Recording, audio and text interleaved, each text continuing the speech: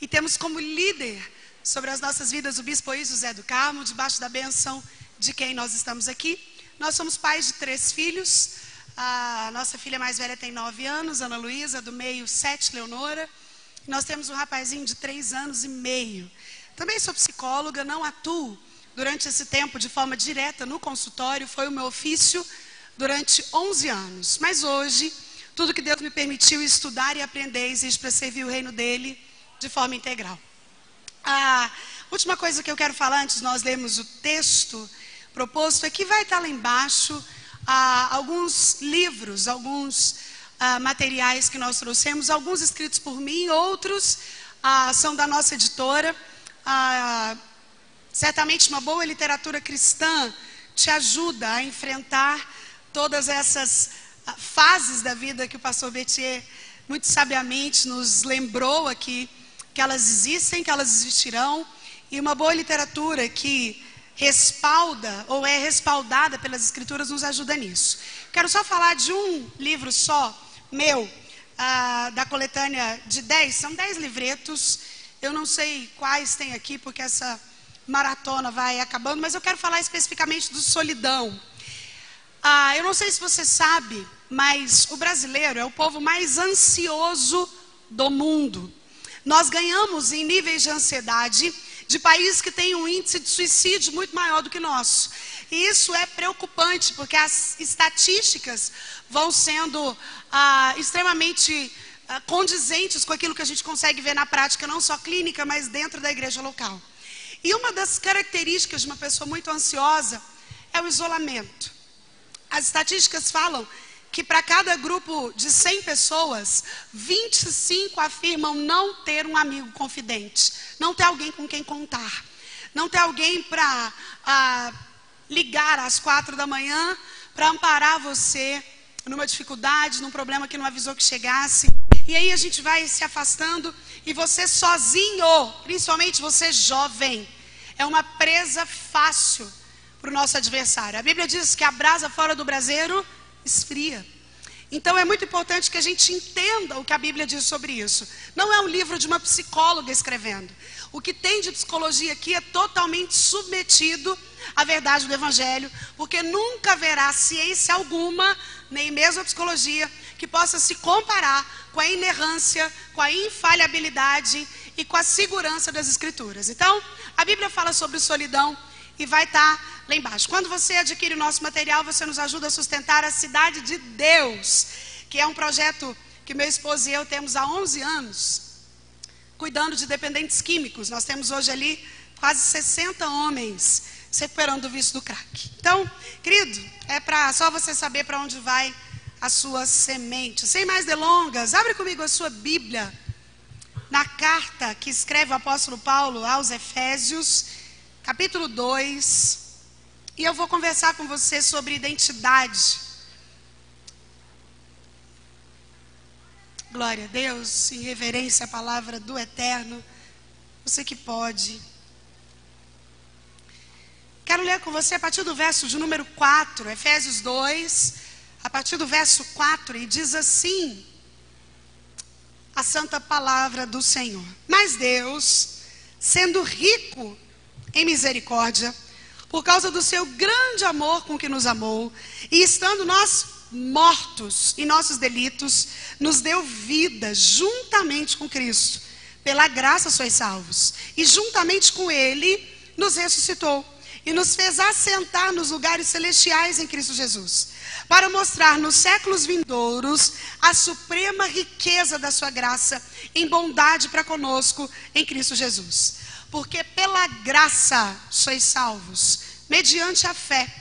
E isso não vem de vós, é dom de Deus, não de obras, para que ninguém se glorie. Pois somos feitura dele, criados em Cristo Jesus para boas obras, as quais Deus de antemão preparou para que andássemos nelas. Você pode orar comigo mais uma vez?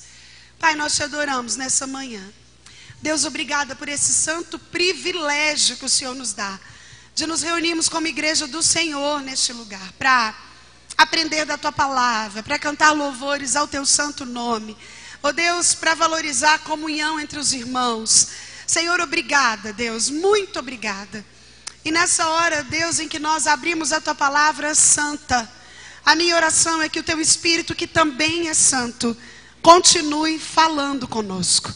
Deus, eu sei que o Senhor tem falado ao coração dessa juventude desde o início da sumada. Deus, mas uma vez mais, nós clamamos que o Senhor se revele a nós. Nós precisamos ouvir a tua voz.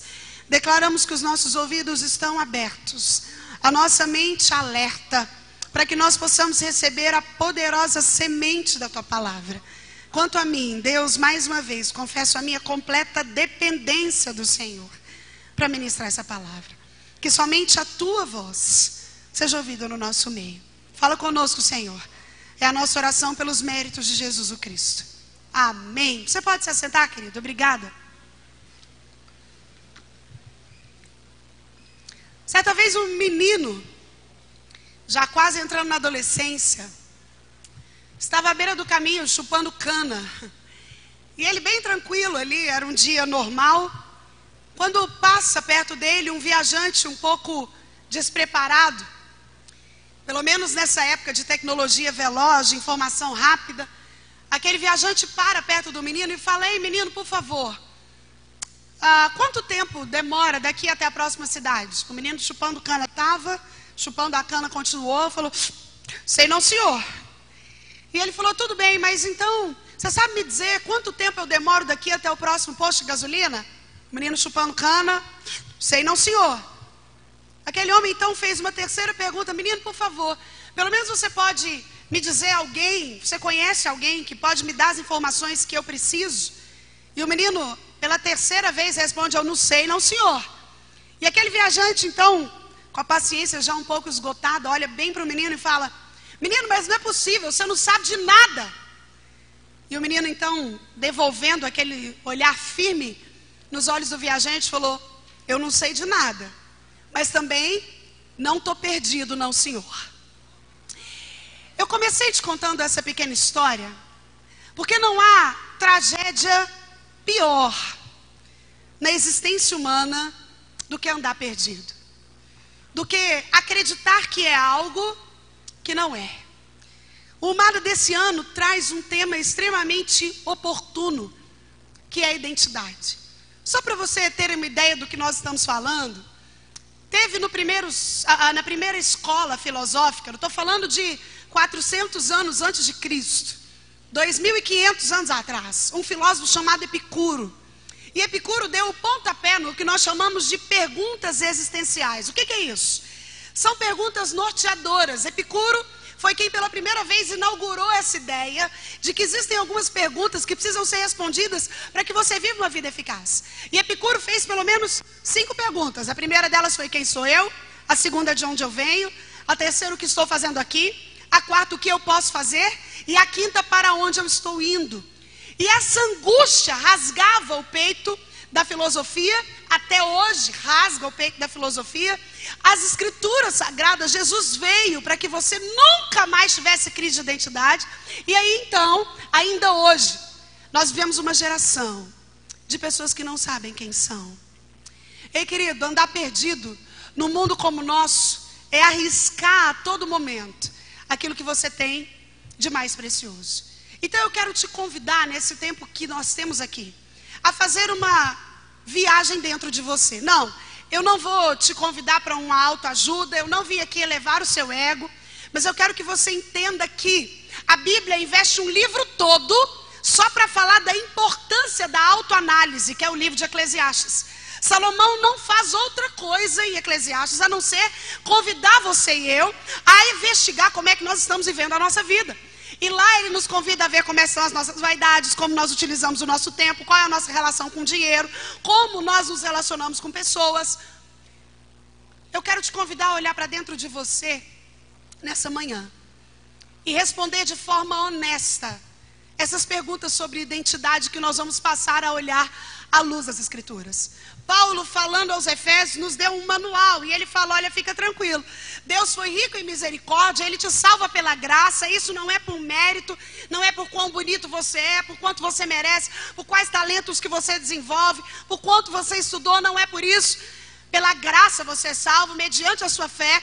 Isso não vem de você, é um dom, é um presente de Deus.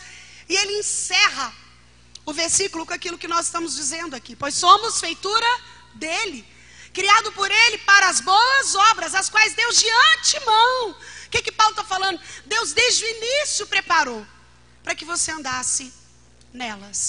Então eu quero te convidar a vir comigo para responder essas 5 perguntas. Jovem, entenda algo em nome de Jesus. Mais de 7 bilhões de pessoas ao redor do mundo se relacionam, se casam, trabalham, têm filhos, vêm à igreja por causa dessas 5 perguntas. Quando você não sabe respondê-las à luz das Escrituras, você anda perdido. Alguns de nós, ainda já na vida adulta, continuam perdidos, porque não sabem quem são, não sabem de onde vêm, não sabem o que estão fazendo aqui, não sabem para onde estão indo e não sabem o que podem fazer. Paulo foi enfático aqui, você é feitura dele. Você foi criado por ele para um objetivo, boas obras, as quais ele preparou antes para que você andasse nela. Mas você há de concordar comigo que se fosse tão simples entender e absorver isso, nenhum de nós tinha crise existencial. Então eu quero te ajudar a olhar para dentro de você agora e investigar como você tem respondido essas perguntas existenciais norteadoras da existência humana, que fazem com que você não seja perdido, mesmo sabendo para onde está indo com falta de certeza, como a mulher da história, como o moço da nossa história. Primeira pergunta que eu quero responder com você é: quem sou eu?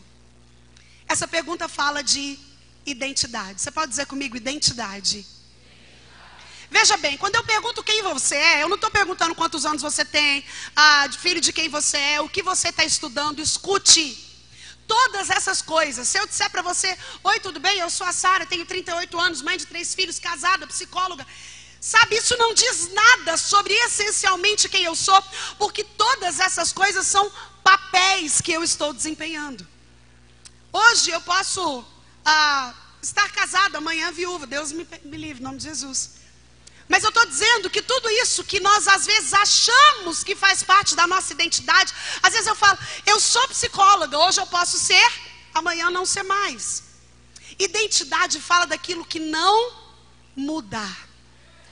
Quando eu pergunto quem é você, eu estou perguntando aquilo que há na sua essência, porque muitos de nós vão se perder exatamente por acharem que são os papéis que desempenham. Você está entendendo o que eu estou dizendo? E aí você se perde porque você acha que você é a manicure do salão de beleza. E o dia que você não é mais a manicure do salão de beleza, a sua vida perde o sentido, você quer morrer. Às vezes você acha que identidade é ser o namorado da ciclana. E aí o namoro termina e você não sabe mais quem você é, porque a sua identidade foi deturpada por aquilo que você achava que era dentro do papel que você desempenhava. Então entenda algo. Quando eu te pergunto quem é você, essa pergunta que não te deixa perdido e que revela aquilo que o Senhor quer que você saiba. Querido, entenda algo. Quando eu te pergunto quem é você, só há uma resposta bíblica para isso. A Bíblia diz lá em Gênesis que no princípio Deus criou o céu e a terra e Ele fez o homem à sua imagem e... Quando eu pergunto qual é a sua identidade, não há outra resposta, nunca haverá. Eu sou a imagem e semelhança de Deus. Ei, meu irmão, essa é a identidade do crente, do jovem, do adulto, do pai, do idoso, da mulher, da criança. Independente do que você for,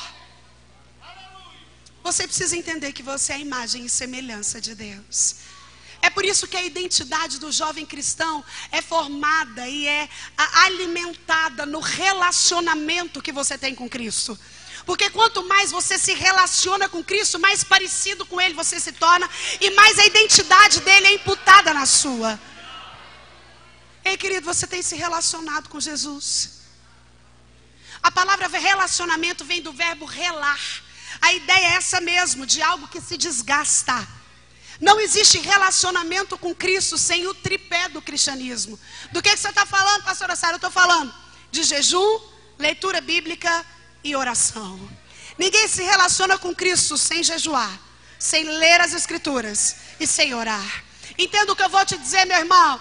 Num tempo de crise de identidade, de pessoas que não sabem quem são, a identidade do jovem cristão, do homem cristão, da mulher cristã, da moça cristã, do médico cristão, seja lá o que você decide ser, é formatada, é moldada à medida que eu me relaciono com esse Cristo.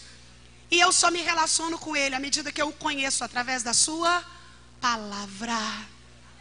Ei, jovem, você tem lido as Escrituras? A leitura bíblica é a única forma de conhecer a Deus de verdade. É aqui que Ele se revela. Quem não conhece a Bíblia é levado por qualquer vento de doutrina. Escute algo. Entenda algo em nome de Jesus. Às vezes a gente acha que o diabo quer na nossa geração fazer com que as pessoas parem de falar com Jesus. Pare de falar de Jesus. Não se engane. O diabo não quer que você pare de falar de Jesus. Sabe o que ele quer? Ele quer que você fale de Jesus e de mais algumas coisas. Que é esse ecumenismo religioso que nós vivemos. A ideia de que Cristo não é suficiente. Então eu falo de Jesus, mas eu pratico algumas coisas para me acalmar. Eu creio em algumas doutrinas. Eu posto frases de filósofos que me auxiliam. E aí eu não entendo o que eu começo a trazer para a minha vida. Aquilo que, gente, até pode ter sido boa, falou. Ô, meu jovem, mas essas pessoas estão mortas. Gandhi não pode fazer nada por você. Maria também não. Allan Kardec também não. Sabe, Confúcio também não. Mas nós acabamos de cantar que o nosso Cristo, ao terceiro dia, ressuscitou. E o que eu quero que você entenda é que o diabo não importa de você falar de Cristo. Ele quer que você ache normal falar de Cristo e de mais coisas acessórias a Cristo, como se só Cristo não fosse suficiente. Mas um jovem que está antenado com as Escrituras, ele não é enganado. Ei, querido, você lê as Escrituras. Não há como moldar identidade cristã sem leitura bíblica. Não há como moldar identidade cristã sem leitura bíblica. Junto com as Escrituras vem a oração. Fala comigo, oração. Eu não estou falando daquela oração farisaica, para todo mundo ver que você ora. Sabe, oração é uma questão de disciplina. Você sabe o que é disciplina? Disciplina é fazer o que deve ser feito gostando ou não. Simples assim. Uma pessoa disciplinada faz o que deve ser feito mesmo sem gostar. Se você está estudando para o Enem, você sabe que precisa de disciplina para passar no Enem com uma boa nota na universidade que você está querendo. Então, às vezes, quando todos seus amigos vão para a sorveteria, você vai ficar em casa estudando, porque você é disciplinado. Uma pessoa disciplinada não tem dificuldade com regras. Ele as absorve e obedece. Ei, querido, oração é disciplina. Sabe por que eu estou falando isso? Porque tem dia que nenhum de nós tem vontade de orar.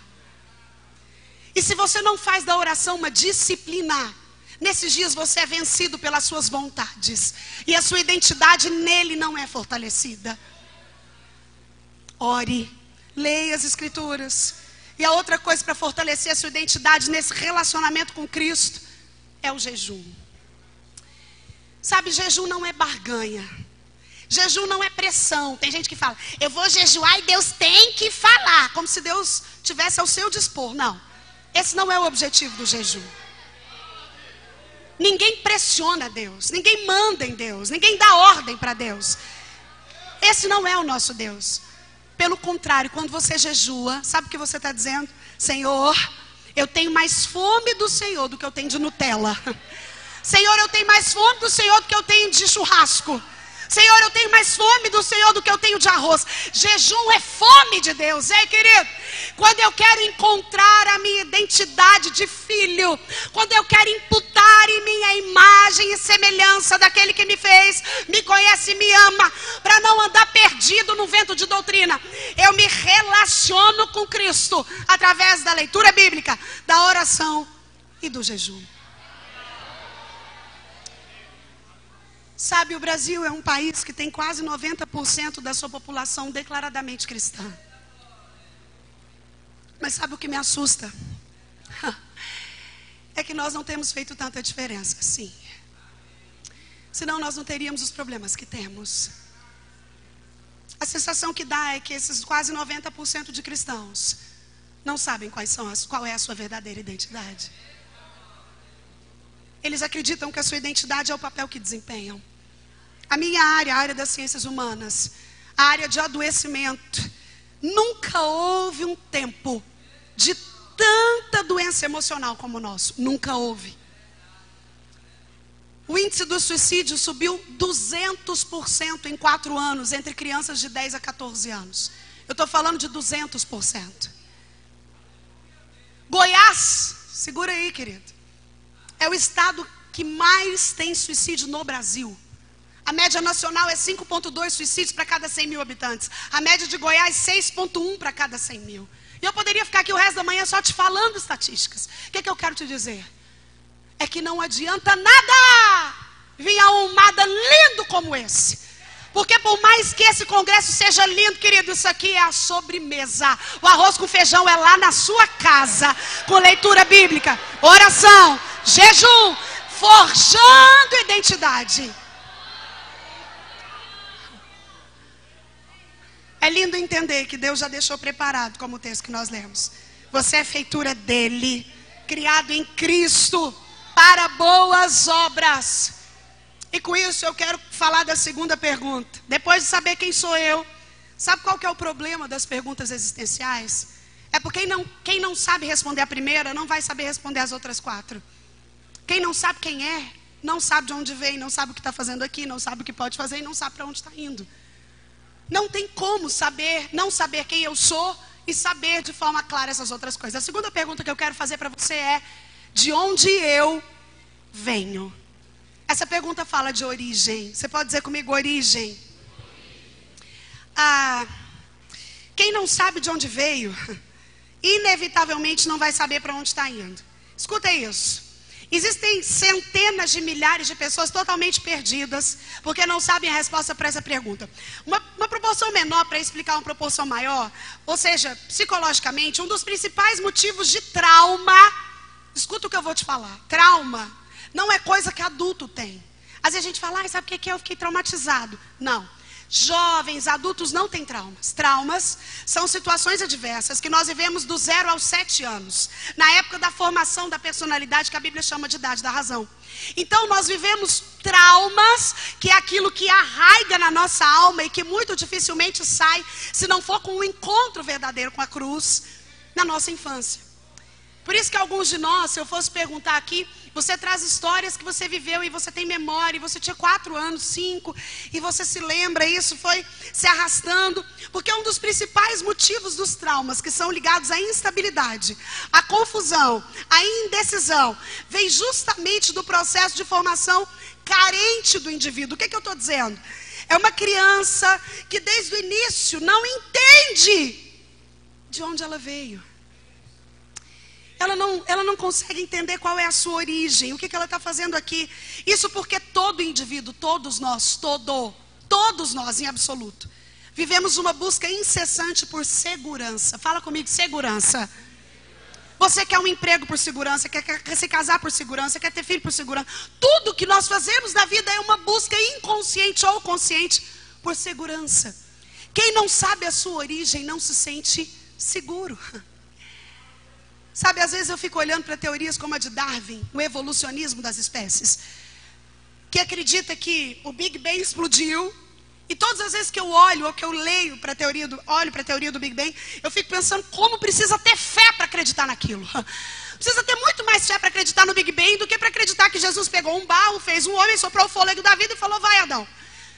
Meu irmão, para você que acredita no Big Bang, que teve uma explosão, e aí, como é que eu fico pensando, como é que alguém pode acreditar que um caos, uma explosão, formou um cosmos tão perfeito? De tal sorte que a Terra, o país que nós habitamos, se tivesse milímetros mais próximos do Sol, todos nós morreríamos queimados. Mas se tivesse milímetros mais longe, nós morreríamos congelados. E tem gente que acredita que essa explosão formou uma coisa tão organizada como o cosmos que a gente vive. E essas pessoas também acreditam que o mundo todo era água. Depois a gente foi virando ameba, depois girino, sapo, o rabo foi caindo, macaco, até chegar em você. Ô querido, de onde você vem? quem não sabe quem é, não sabe de onde veio. Você já parou para pensar nas consequências de não saber a sua origem em relação à criação? O preço de não saber isso pode ser a própria eternidade. Sabe, Paulo revela isso aos Efésios como quando diz: você é feitura dele, criado de antemão. Ou seja, lá do início, Deus projetou você para que você andasse nas boas obras que ele preparou. Ô querido, se você pesquisar de forma honesta, você vai ter que fechar os olhos para não ver que há um Criador Supremo por trás de tudo que foi criado. O próprio Darwin, pouco antes de morrer, reconheceu o senhorio de Cristo na criação. Chamou alguém para falar: eu entendi. Eu fiz toda essa filosofia, toda essa doutrina, todo mundo vai estudar. Mas eu mesmo, uma hora entendi que eu não tinha todas as respostas que a minha alma buscava. Então tudo que os meus olhos veem só pode ter uma explicação. Um arquiteto do universo que pensou em todas as coisas. Ei, querido, qual é a sua origem? Quando você olha para você e se enxerga aí perfeito, imagem e semelhança de Deus, você sabe de onde você vem? Eu respondo para você: você veio do céu, e é para lá que você vai voltar. Você pode dizer amém? Oh, querido, ninguém vai para o céu, nós voltamos para Ele. Porque nós somos criados, é isso que o texto está dizendo aqui aos Efésios. Somos feitura dele, criados por Cristo, de antemão nele para as boas obras. Você foi criado de antemão, antes de que tudo houvesse. A eternidade já tinha o seu nome. Quem eu sou? Identidade. De onde eu venho? Origem. A terceira pergunta existencial que você precisa saber responder, depois de saber a sua identidade, é: o que eu estou fazendo aqui? Essa pergunta fala de propósito. Fala comigo, propósito. O texto que nós lemos já traz essa resposta também. Criados em Cristo Jesus para boas obras. Esse é o propósito da sua vida. Você pode dizer amém? Você pode dizer amém, querido? Deus te criou para boas obras. Se você viveu uma vida toda, porque tem gente que fica esperando uma coisa sobrenatural para dizer o seu propósito, não é? Tem gente que fica esperando: ai, mas eu quero que apareça um anjo, eu quero que faça uma fumacinha, eu quero que o pastor fale comigo, eu quero estar no meio da igreja. Às vezes Deus pode fazer isso, Ele é misericordioso e Ele faz, eu creio nisso. Mas, querido, tudo que Ele gostaria que você soubesse sobre o propósito que Ele designou para você, Ele já deixou revelado. O propósito da sua vida é andar nas boas obras que Ele preparou para que você andasse nelas. Independente de qual a sua área de atuação, você entende? Uma coisa é a sua área de atuação, é o papel que você vai desempenhar. Pode ser médico, enfermeira, advogado, pastor, faxineiro, agricultor, jardineiro. Pode ser o que você for. Isso tem que estar submisso a boas obras. Isso é muito importante, porque senão a gente acha que a gente tem licença para ser o que a gente quer ser dentro dos ambientes diferentes da igreja. Se eu não entendo que o propósito da minha existência é andar na boa obra que Cristo preparou, oh querido, a minha vida porta e da igreja fora vira o que eu quero fazer. Eu comentava com o pastor Santana aqui, enquanto o pastor que falou antes de mim estava falando sobre os muçulmanos. Certa vez o bispo aí descontou essa história, que ele foi conversar com um muçulmano, e o muçulmano virou para ele e falou assim: sabe qual é a nossa diferença para vocês cristãos? É que tudo o que nós fazemos na nossa vida, gira em torno de Alá. Nós nascemos por Alá, nós morremos por Alá, nós temos filhos por Alá, nós nos casamos por Alá, nós estudamos por Alá, tudo na nossa vida é por Alá. Vocês crentes não. Vocês fazem culto ao Deus de vocês na igreja, mas fora dela, cada um de vocês anda do jeito que quer. Escuta o que eu vou te dizer, querido. É por isso que países como a França, dentro de menos de 10 anos, serão totalmente muçulmanos. Sabe por quê? Porque a jovem muçulmana entende que a única forma dela proliferar a religião é tendo filhos. Uma família muçulmana tem uma média de 9 a 12 filhos por casal. E aí vem a crente: ai não, tá passando de bom, tão difícil ter filho. Ai, ai, filho, é tão pesado. Ei, querido, eles que servem a um Deus morto, que não pode mover uma palha, que não muda a história, estão dispostos a matar, a morrer, a viver, a ter filhos, a se casar, a trabalhar por Alá. E você e eu, que conhecemos um Deus vivo, andamos como se não houvesse propósito. Oh, querido, qual é o propósito da sua existência? Andar nas boas obras que Deus preparou para que você estivesse nelas. E aí não importa se você é manicure, se você é pastor, se você é médico, se você é dentista, se você é engenheiro, se você é advogado, se você é cabeleireiro, não importa. A boa obra está impregnada no propósito. Porque você entende o que Paulo mesmo falou aos Coríntios. Quer comais, quer bebais, ou façais qualquer outra coisa, fazei tudo para a glória de Deus. Sabe que bom se Deus revelar a você de uma forma clara a sua profissão, o caminho que você deve seguir. Mas se isso não acontecer, não pense que Deus falhou, porque Ele já deixou revelado. O propósito da sua vida é andar nas boas obras que Deus de antemão preparou para que você andasse nelas. O propósito da minha e da sua vida é andar nas boas obras que Deus preparou para que de antemão nós andássemos nelas. Quando você entende isso, você compreende uma segunda coisa que é desdobramento dessa. Tudo aquilo, segura esse, meu irmão. Tudo aquilo que Deus queria que você tivesse, para chegar no propósito final que Ele determinou para a sua vida, Ele já te deu. Eu vou repetir, Ele já te deu. É como se, quando a gente nascesse, Deus tivesse dado uma espécie de mala. E nessa mala Ele colocou tudo o que você ia precisar para chegar no propósito da sua vida. Mas sabe qual é o nosso problema? A gente está sempre olhando para a mala do outro. Ah, Deus, mas também, né? Se o Senhor tivesse me dado o que o Senhor deu para ele, era mais fácil, né, Senhor? Deus, mas para algumas pessoas o Senhor dá tanto, né? Para mim tão pouco. E aí a gente começa a confundir propósito com aquilo que é desejo. Ei, querido, cuidado. Sabe, deixa eu contar um pouquinho do que me fez chegar aqui, muito rápido. Eu tenho opinião. Eu gosto de dizer como Spurgeon dizia. Spurgeon dizia, se tiver que testemunhar sobre alguém, testemunhe sobre Jesus. Eu não acho que a minha vida é exemplo e espelho para ninguém.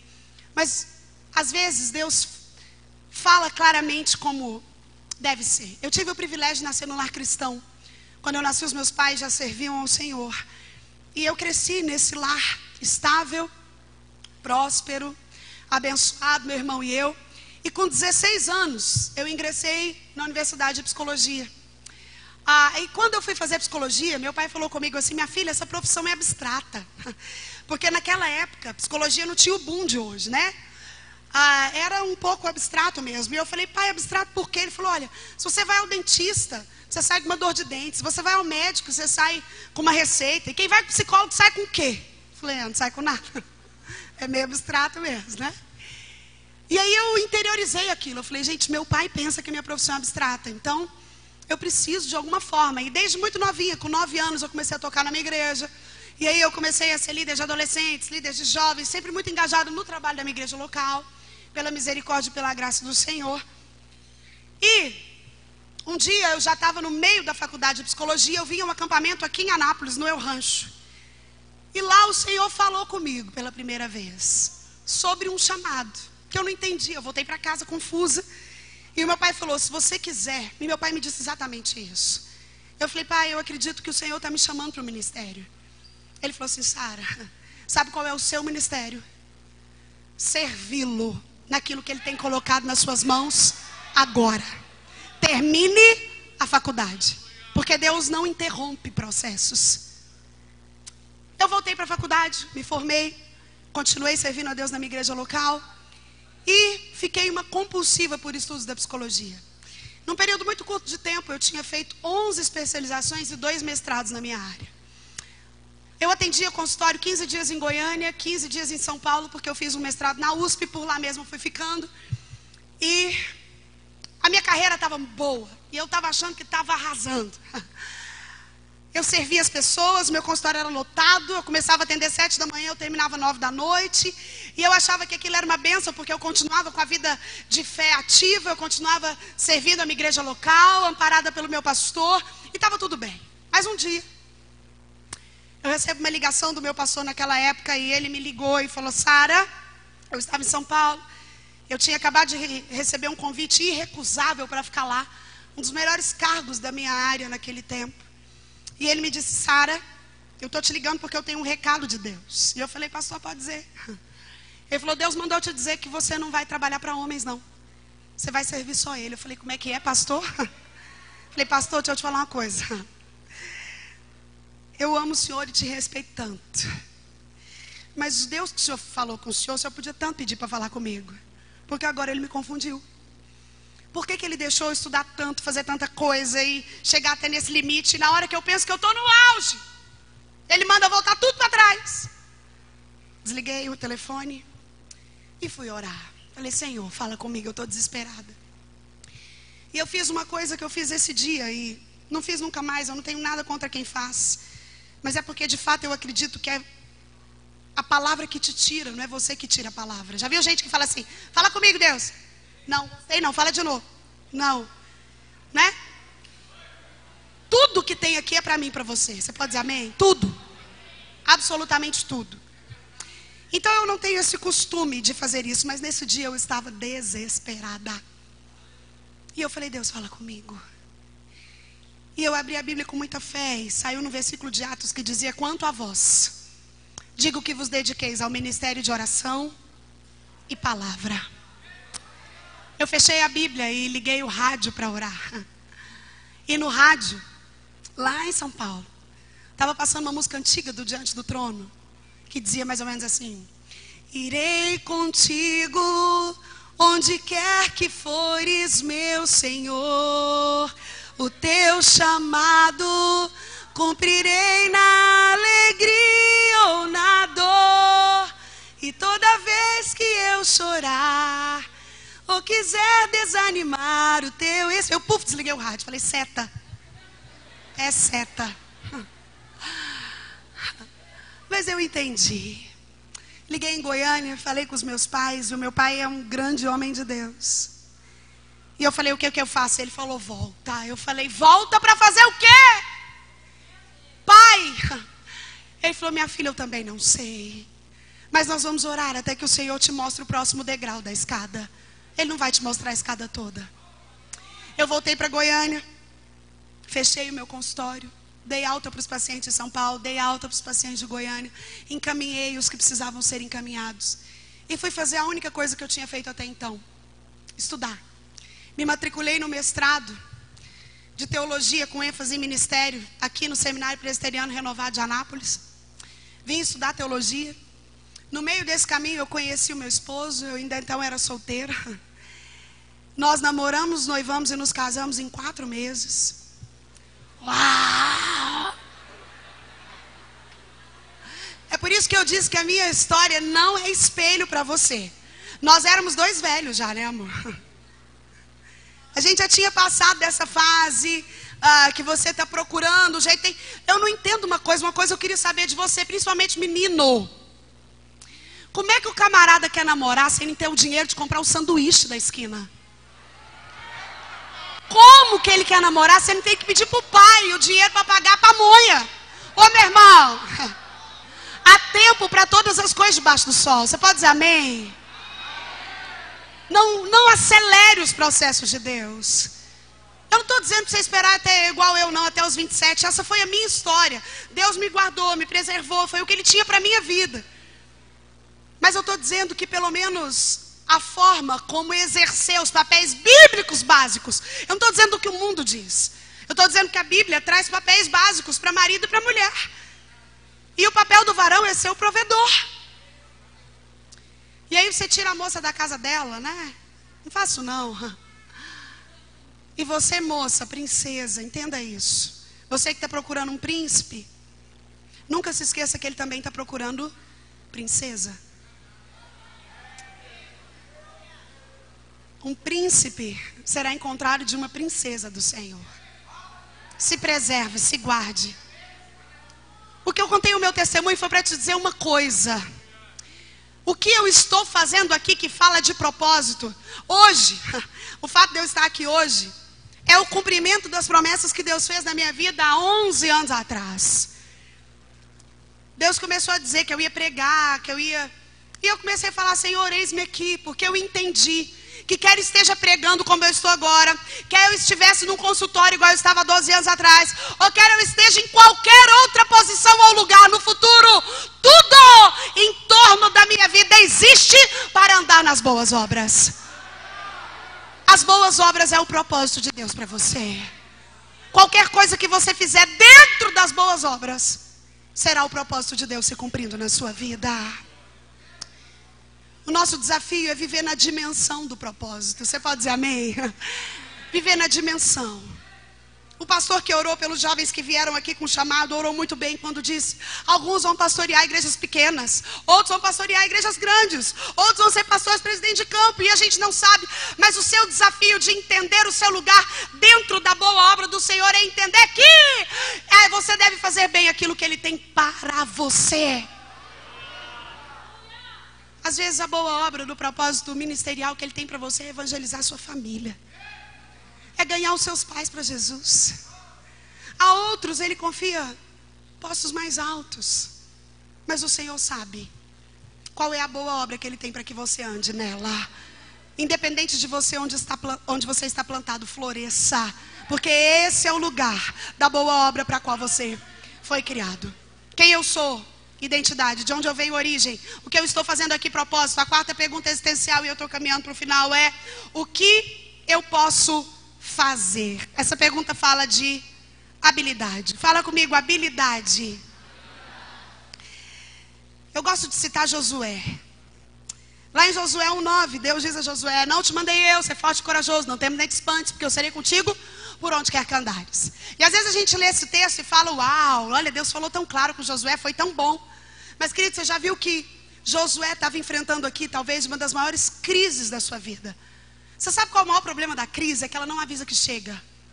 Ninguém recebe um e-mail, um direct no Instagram, uma mensagem no Facebook: prepare-se, dentro de uma semana você entrará em crise. Não. Prepare-se, dentro de uma semana você receber uma ligação que vai mudar a sua vida. Não, ninguém está preparado.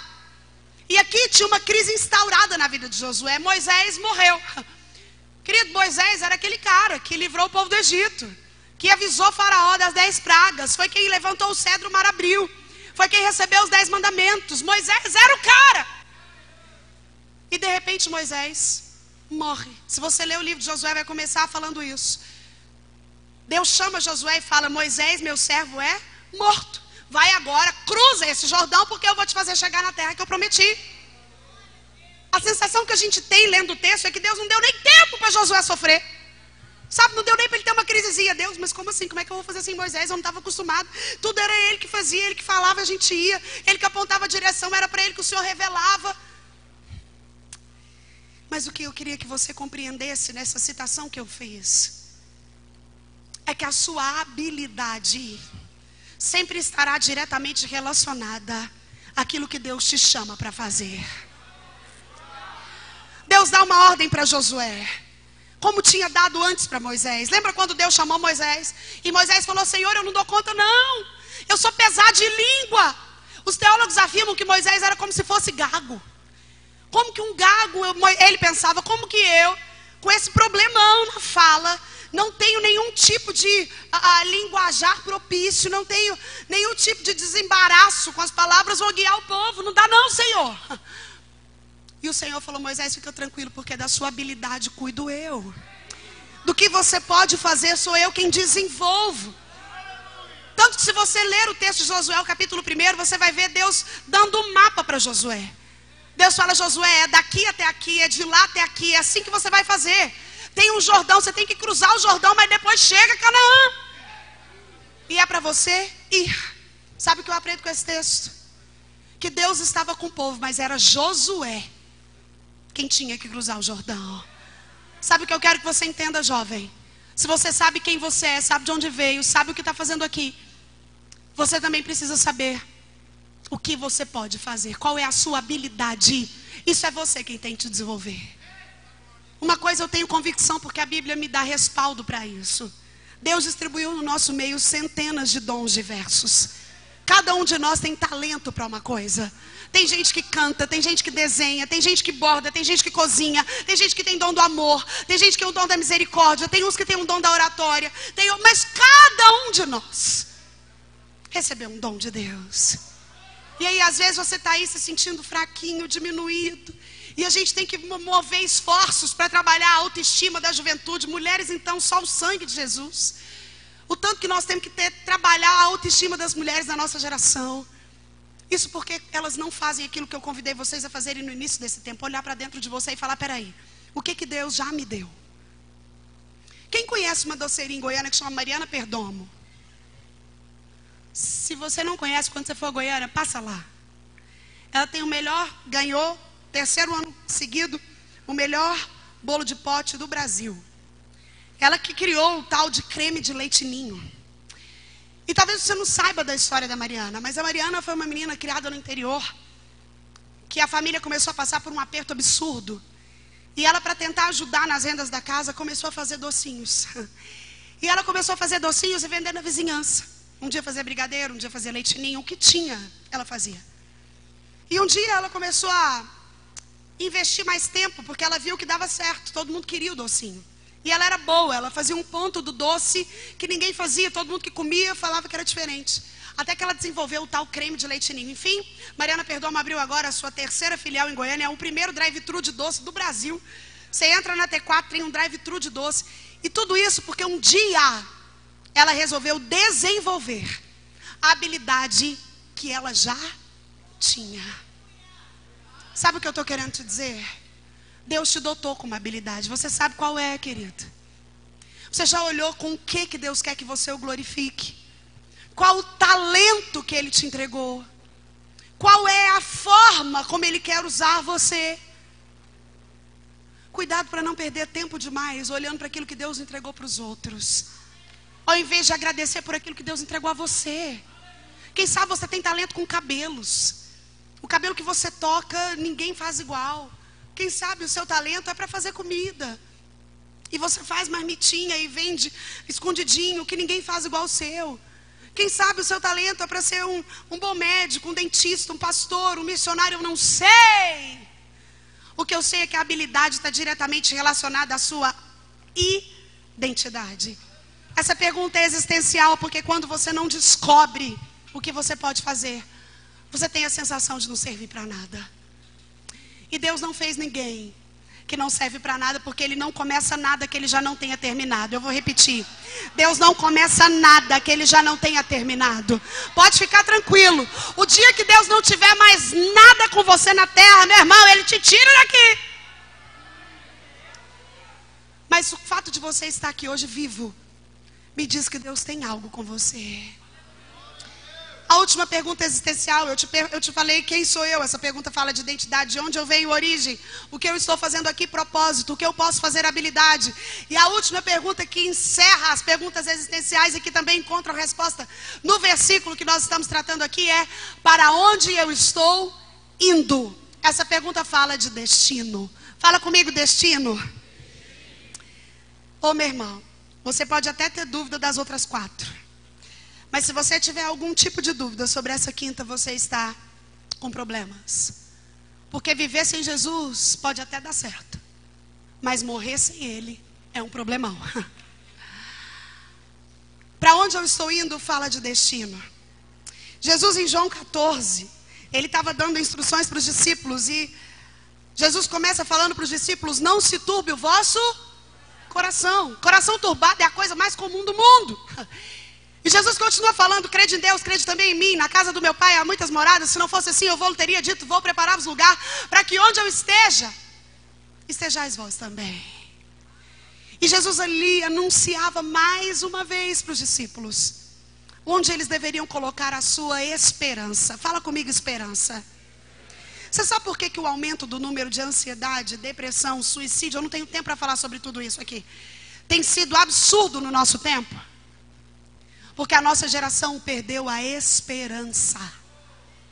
Veja bem, eu não estou falando de expectativa. Expectativa é aquilo que você sonha, aquilo que você tem vontade, aquilo que você traça para você. A expectativa é humana.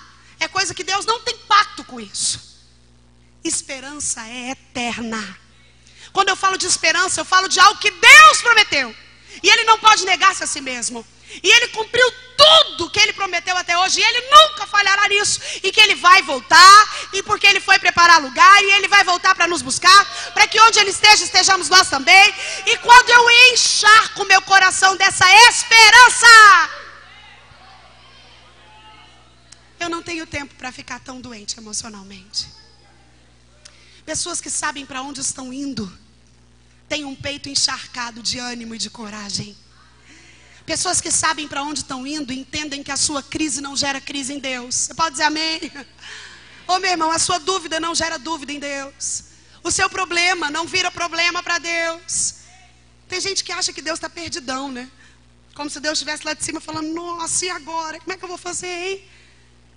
A escola de samba de São Paulo colocou de novo lá o demônio vencendo Jesus. Meu Deus, estou perdido com o Brasil. Ô querido, esse não é o nosso Deus. Esse Deus que é 3 vezes santo continua no lugar de onde Ele nunca saiu, no controle de todas as coisas. E não há nenhuma folha que caia sem a sua permissão. Mas quando eu não sei para onde eu estou indo, eu tenho a sensação de um mundo perdido num buraco negro, de um Deus confuso, sem saber o que está fazendo, num povo perdido.